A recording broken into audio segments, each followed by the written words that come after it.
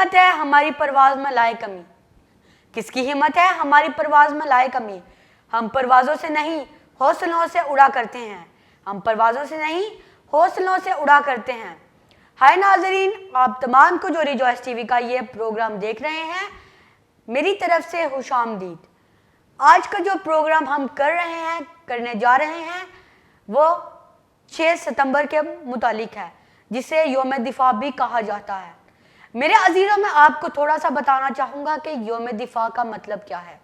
दिफा का मतलब है कि अगर कोई शख्स आपको मार रहा है तो आप उसके डिफेंड में, आप उससे बदला लेने के लिए, अपने आप को महफूज करने के लिए जब उससे लड़ते हैं, उसको दिफा कहा जाता है। तो इसी के साथ मैं हूं आपका होस्ट मिस्टर जोशुआ एनरिके। हमारे साथ बहुत ही काबिल एहतराम गेस्ट हैं मिसेस एस्टर साजिद, जो कि rejoice the school of education की प्रिंसिपल और रिजॉइस मिनिस्ट्रीज इंटरनेशनल की चेयरपर्सन, साथ ही साथ रिजॉइस टीवी की एंकर और गेस्ट भी हैं। आइए चलते हैं मैम एस्टर की तरफ। मैम एस्टर, आपको मैं अपने चैनल में रिजॉइस टीवी में खुशामदीद कहता हूँ। वेलकम। हम उठते हुए सूरज से मिलाते हैं नज़रें, हम उठते हुए सूरज से मिलाते हैं नज़रें, हम गुजरी हुई रात का मातम नहीं करते। Thank you so much Joshua for inviting me to your show. जी, तो मैम एस्टर, आज का जो हम शो कर रहे हैं वो यौम दिफा के मुतालिक है। तो मैं आपसे बहुत से सवाल करने जा रहा हूँ यौम दिफा के मुतालिक। तो सबसे पहला जो मेरा आपसे क्वेश्चन है वो मेरा पर्सनल क्वेश्चन है आपके ऊपर, कि आप हमारे व्यूअर्स को बताएं कि आप कितनी पुरानी हैं। जोशुआ, मैं बहुत पुरानी हूँ। तो मैम एस्टर, क्या आपने अपने इस टाइम पीरियड में कोई जंग देखी? हाँ, पुरानी तो बहुत हूँ लेकिन जंग कोई नहीं देखी। तो वैसे अगर आपसे मैं सवाल करूँ कि कोई आपने अपनी ज़िंदगी में कोई ऐसा मौका देखा हो, कोई ऐसी चीज़ देखी हो जो बहुत ही हौलनाक है? इस पेंडेमिक के अलावा तो कोई हौलनाक वाक़या हमारी ज़िंदगी में पेश नहीं आया जिसने पूरी दुनिया को हिला कर रख दिया हो। जी, तो मैम एस्टर, अब हम अपने प्रोग्राम की तरफ चलते हैं जो कि यौम दिफा का प्रोग्राम है। तो आप यौम दिफा के बारे में अपने व्यूअर्स को, हम सबको क्या बताना चाहेंगी? जी, यौम दिफा 6 सितंबर 1965 की जो रात थी वो पाकिस्तान के लिए बड़ी भयानक थी, इन द सेंस कि पाकिस्तान उस वक़्त बहुत छोटी उम्र में था, लाइक 18 ईयर्स हुए इसको बने हुए। और इंडिया ने, जो हमारा राइवल है, दुश्मन मुल्क है, बगैर बताए, बगैर किसी वार्निंग के अचानक हमला कर दिया। अब आप देखें जोशुआ कि इंडिया के 28 प्रोविंसेस हैं, पाकिस्तान के ओनली 4 प्रोविंसेस। तो इंडिया के मुकाबले में पाकिस्तान डेफिनेटली बहुत ही छोटा था। ना इसके पास वो ताकत थी, आर्मी मिलिट्री बहुत कम थी, फोर्सेस बहुत कम थे। लेकिन जो पहला शेर आपने पढ़ा है ना, बिल्कुल वही बात जो है वो पाकिस्तानी नौजवानों के पास थी। कि क्या शेर आपने पढ़ा कि किसकी हिम्मत है कि हमारी परवाज़ में कमी लाए?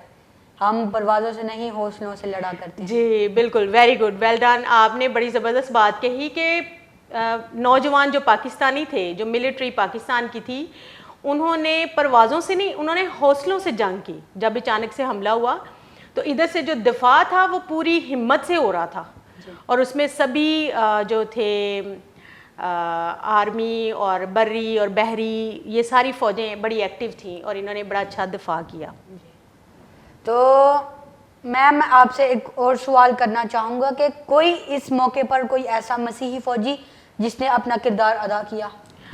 डेफिनेटली इसमें बड़ी अहम बात है कि जब कोई भी इन्वेड करता है, जब भी कोई हमलावर होता है, तो फिर वहाँ पर बसने वाले, हाँ वो मिनॉरिटीज़ हों या मेजॉरिटीज़ हों, उन्हें इक्वली डिफेंड करना पड़ता है। तो उस वक्त के जितने भी नौजवान या जितने भी आर्मी में सिपाही थे, उन्होंने बड़ी हिम्मत का और जुरत का मुजाहरा किया। उन्होंने निशाने हैदर, तमगा हाई जुरत भी उनको दिया गया। उनमें सिसल चौधरी जो परवाज़ों पर थे, वो he was a fighter pilot, तो उन्होंने बड़ी ज़बरदस्त यानी कि जंग की कि दुश्मन फ़ौज आज भी उनके नाम से लड़ती है। बड़ा अच्छा उन्होंने दफा किया।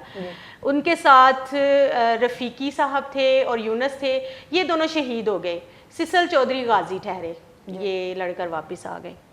जी मैम, उस मौके पर कोई और फौजी भी थे जो शहीद हुए या जो गाजी हुए, आप उनके बारे में भी थोड़ा सा मैं चाहूँगा कि हमारे व्यूअर्स को आप बताएं। जी डेफिनेटली अजीज़ भट्टी शहीद जो कि बहुत ही मशहूर हैं, सन 1965 की जंग का जब भी वाक़या दोहराया जाता है तो अजीज़ भट्टी शहीद का नाम सर फ़हरिस्त लिया जाता है कि उन्होंने BRB जो नहर है वहाँ पर उन्होंने बड़ा दफ़ा स्ट्रॉन्ग किया कि दुश्मन फ़ौज वहाँ से आगे ना बढ़ पाई। ये बहुत ही ज़बरदस्त उनके हवाले से बात थी। फिर उसके अलावा अहमदिया फ़िरका से ताल्लुक़ रखने वाले जंजवा साहब थे, इफ्तिखार साहब, अब्दुल खालिक, सरवर शहीद, ये बड़े अहम नाम हैं जिन्होंने दफा किया उस वक्त में।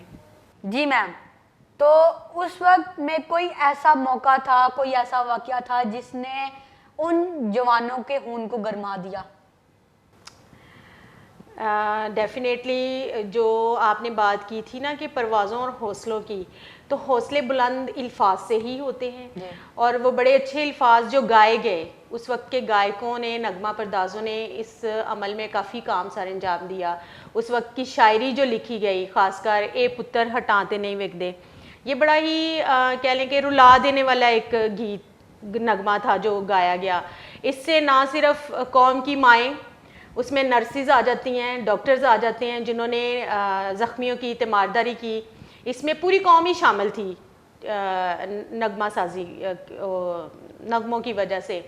नूर जहाँ का किरदार बहुत ज़्यादा अहम है, उन्होंने लगभग 12 नगमे गाए उस वक्त 1965 की जंग में। ए पुत्र हटाते नहीं विकदे, ए पुत्र हटाते नहीं विकदे, की लबनी विच बाजार पुड़े, देन मेरे दादा दी, ए देन मेरे दादा दी, नाए में टकरा मार कुड़े, पुत्र हटाते नहीं विकदे। और जो सारे के सारे जो थे वो हौसले बुलंद करने वाले थे, जिसकी वजह से उनके कह लें कि खून गरमाए गए और उन्होंने बड़ी बहादुरी से मुकाबला किया। जी मैम, आप आजकल के हमारे व्यूअर्स को और यौम दिफा के बारे में क्या बताना चाहेंगी कि ये जंग हुई, जो लड़ाई हुई, वो कितने टाइम पीरियड की थी, कितने दिन चलती रही? जी ये जंग गालिबन 17 दिन चली और फिर उसके बाद जंगबंदी इंग्लैंड के हुक्म से की गई, जंगबंदी का ऐलान किया गया। इस जंग की जो ख़ास बात थी वो ये थी कि ये जो हमारा पूरा खित्ता है 4 सूबों पर जो मुश्तमिल है, इसमें मोनोथीसिस लोग ज़्यादा हैं, मोनोथीसिस्ट हैं, यानी कि they believe in one God. तो डेफिनेटली वो इलाके, वो लोग, वो कौमें जो ज़िंदा खुदा को, एक खुदा को मानती हैं, वहाँ पर उनके पास खुदादाद सलाहियतें भी होती हैं, उनके पास खुदादाद क़ुव्वतें भी होती हैं। जिसमें मेरी वालिदा एक बात का जिक्र किया करती हैं कि जो बमबारी इंडिया वालों ने की पाकिस्तान पे, तो वो बम चले नहीं थे, कि मेरी मामा ने भी एक बम का वो कहते हैं शेल हमने उठाया और बेचा, जिस पर इंडिया ने कंप्लेन की कि जो इमदादी क़ुव्वतें थीं उन्होंने उनको नकारा बम दे दिए, उनकी ये कंप्लेन लेटर ऑन आई।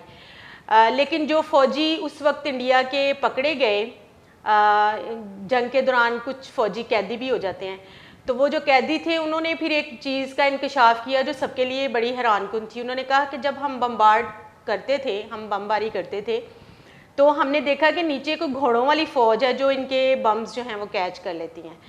सो वो घोड़ों वाली फ़ौज कुछ और नहीं, वो हम यूँ कह सकते हैं कि वो खुदा की तरफ से एक ताकत थी जो मुल्क पाकिस्तान का दफा कर रही थी। एक तरफ नौजवानों के हौसले अपनी जगह हैं, इनकी कमियों को पूरा करना एक ये डेफिनेटली रब्बी एक ताकत ज़रूर थी जिनकी वजह से ये जंग जो है जीते। ये एक बड़ी मुनफरिद बात हमारे सुनने में आई। जी मैम, वैसे आप इस यौम दिफा के मौके पर कुछ और लोगों को बताना चाहेंगी कि जिनसे लोग मुतासिर हों, लोगों का भी जज्बा बुलंद हो अपने वतन के लिए, अपने मुल्क के लिए?